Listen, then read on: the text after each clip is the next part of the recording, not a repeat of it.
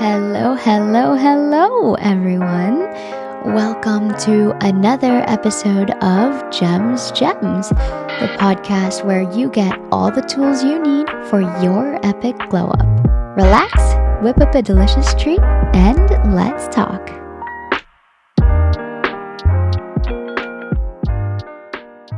I used to hate how my mother disciplined me and my brother. It wasn't the sting of something hard colliding with my little butt, nor was it the loudness of my dad's angry voice that I hated. It was the reflection papers my mother assigned to us. One day, I was playing with my friends, and my eldest cousin caught me doing something with my friends that my mom disapproved of.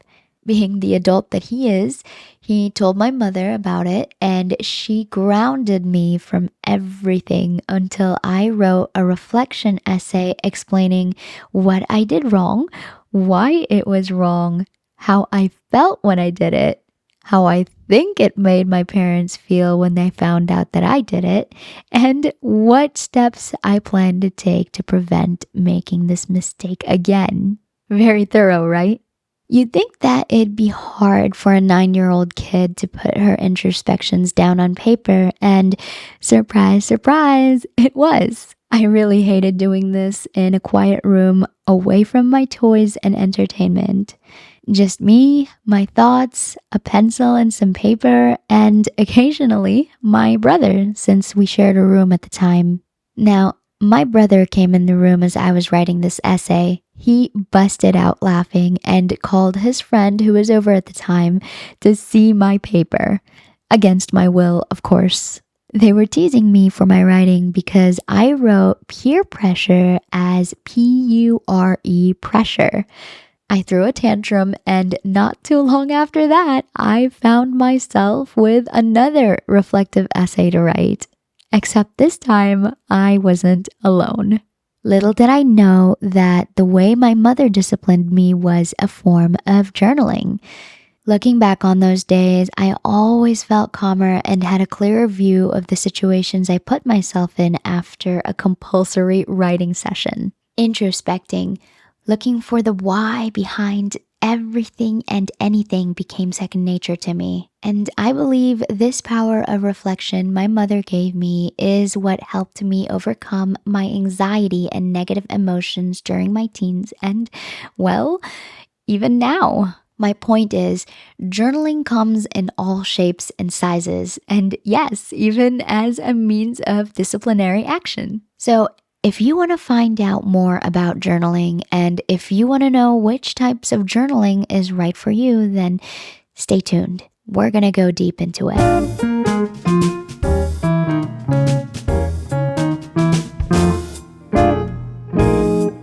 Last episode, we talked about the psychological and physical benefits of journaling. So, if you haven't listened to the previous episode, I highly recommend doing so before continuing further with this one. Now, I know not most, but all of you were not raised the way my brother and I were. So, apart from having your parents using it to straighten your behavior, what else can you do? What types of journaling are there? There are countless types of journals, but I like to break them down into 5 types: organization type, reflection type, tracking type, memory type, and freeform. As we go through each of these types, I want you to think of your current lifestyle and what you want to improve the most in your life right now. Okay, let's go. Let's start with the organization type. These are your yearly planners, bullet journals, anything related to planning. Yearly planners are self-explanatory, but for those of you who don't know what a bullet journal is, it is one of those notebooks where you don't have full lines, but dots. And what you do with those dots is that you make your own format for your planning or journaling. Bullet journaling is an entire rabbit hole, so if you want to dip your toes into bullet journaling, I highly recommend that you look through all of the content in YouTube or TikTok or whichever social media platform you prefer. Personally, this is the type of journaling I dislike the most because it is too tedious for me. Anything else beyond a week can go in my calendar and the specifics can be handled later. But if you're the type of person who thrives in a highly organized schedule, and I know you know who you are, go for it. But I'm not here to talk about the pros and cons of planners and bullet journals. So let's move on to the next type, reflection type. This is my favorite type of journaling and the type that I think can be your most powerful tool for your glow up process. This includes full on writing, gratitude journals, journal prompts, and prayer or devotional journals. Again, for those of you who like the full on writing narrative types, you know who you are. Gratitude journals are one of my favorites. You can do a traditional journal style and just do maybe 1, 2, 3 things you're grateful for in a day, or you can even do a list of 10, anything you want. One time I made a gratitude jar and I got a glass jar, decorated the top, and put colored paper inside of it with the things that I'm grateful for. If you're interested in doing a similar thing, it would be really cute to write the things that you're grateful for in origami paper or colored index card stacks. As time passes, you're going to see your jar fill with so much color, and it's just so beautiful to look at. Okay, journal prompts. This is for those of you who have no idea what to write, or for those of you who need a little more inspiration. Some journaling apps have automatic prompts for the day that you can choose. Now, if you choose to go the physical route, you could go about it a couple ways. There are physical book journals that you can buy with prompts already in them. You can buy these in novelty stores like Secondhand Charles, or if you want to go online, maybe they're in Etsy. You could actually also make prompts yourself. You could be creative and create your own prompts that you could put out on your desk and pull them out when you need inspiration. Maybe use some colored index card stacks to write your prompts in, or some stationery, or even sticky notes that you don't even have to peel them off, but basically just write them down. And then as you go through the prompts, you can peel them off. Okay, next you have your prayer or devotional journal. For those of you who read religious texts or are serious with your religion, this could be a journal for you. I actually have a friend who did this with his girlfriend. It was a shared journal and they wrote both of their reflections in the journal. Another one that I seem to be bringing up every episode is the self-love and compliment collection journal. This can be a tracking and reflection type. If you're not sure about what this is, please go and look back in previous episodes. Having reflection type journals can help you analyze and understand your emotions and also organize your thoughts. Okay, now we have the tracking type. These include food journals, goal trackers, habit trackers, idea journals, and Today I Accomplished journal. Food journals are for those of you who want to keep track of your meal prep and keep track of your diets. This is especially good for those of you who love to calorie count or count your macros. I think a goal tracker and a habit tracker are pretty self-explanatory, but if you need more explanation with that, there are tons of content online you could go through to understand what this is. Idea journals are basically for people like me who have random bursts of ideas and need to write them down as soon as possible before we lose them. I hate it when I lose an idea, so this journal really helps me a lot. Something that I really want to talk about is the Today I Accomplished journal. I started this journal actually 2 years ago and it worked really well for me because I am a person who needs to be productive all the time. And if I don't feel I'm productive, I don't really feel satisfied. This is a list of accomplishments you can look back on during days you need motivation. Now, the memory type.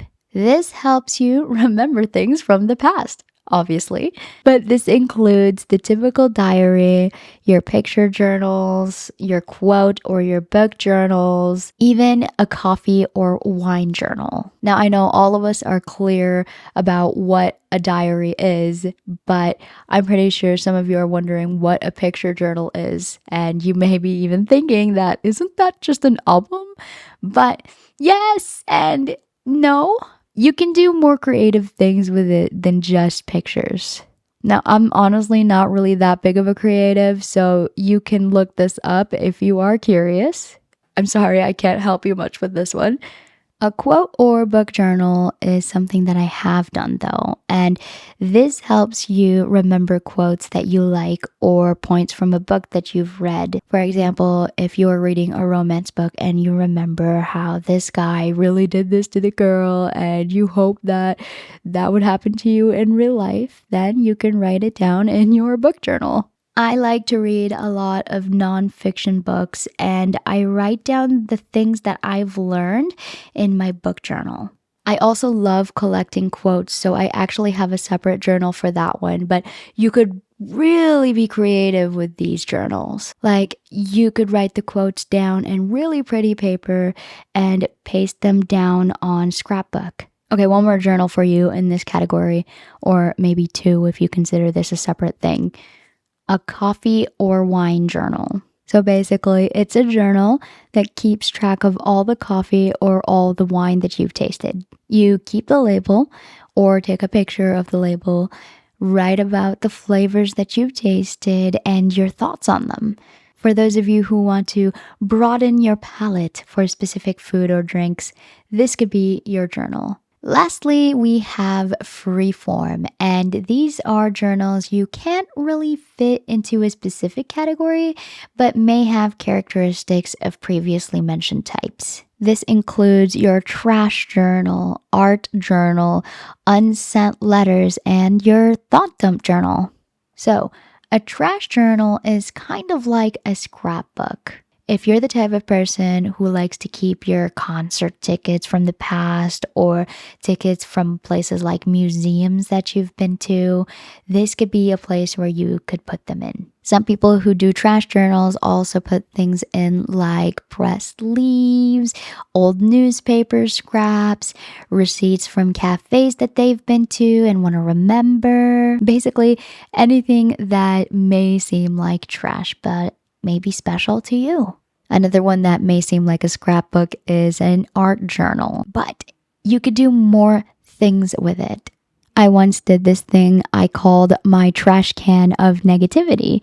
I did it electronically, but basically I made a trash can and put my negative thoughts in little pieces of paper and put them in the trash can. That can be considered an art journal. Another one is unsent letters.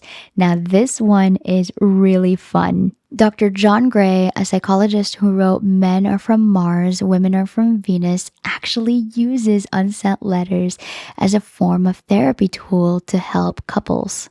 Now, obviously, your letters can be for anybody you want, as long as you're releasing those negative emotions in a healthy way. Okay, last journal I have for you is the Thought Dump Journal. It is also your stream of consciousness journal. There are no rules to this journal, no rules whatsoever. You just basically write down what you were thinking at that specific time. That's it, honestly. Here's one more thing I'd like you to consider when picking which type of journal you want to start. Physical or electronic? A lot of us are drawn to the cute designs and the stickers of the journals and the different types of stationery, but these designs can often keep us from starting our journaling routine. It's like the same mentality of seeing this really beautifully done cake and you don't want to eat it because you don't want to ruin it. I don't know, but if you pick a physical journal with a really cute design, remember that your journaling doesn't have to look perfect. Right now, your mental and physical well-being is more important than your cute journal being ruined from a scribble in the inside of one of the pages. Throughout my journaling process, I found that physical journals are not for me. I'm more of a functional rather than a cutesy kind of girly, and I hate looking at my handwriting. So, if you're on the same boat, try out some journaling apps. Some apps even offer daily prompts and templates, so you can go crazy with it. One more thing, and this goes for you people who love photos. You can make a private Instagram account and consider it your picture journal. If you don't want people looking at your journal entries, you could just make it for you. Really, the sky is the limit. To wrap things up here, there are a lot of journals, but hopefully I've clarified the 5 main types of journals and the mediums you should consider when beginning your journaling routine. Remember, it doesn't have to be just writing. We've explored so many options today, and now's a great time for you to explore. So now, my question for the week. Which type of journaling are you interested in starting? That is all for this episode. I hope you've enjoyed this episode of Gems. Stay tuned for next week's episode. And remember, glow up and don't forget to be a better you. Bye.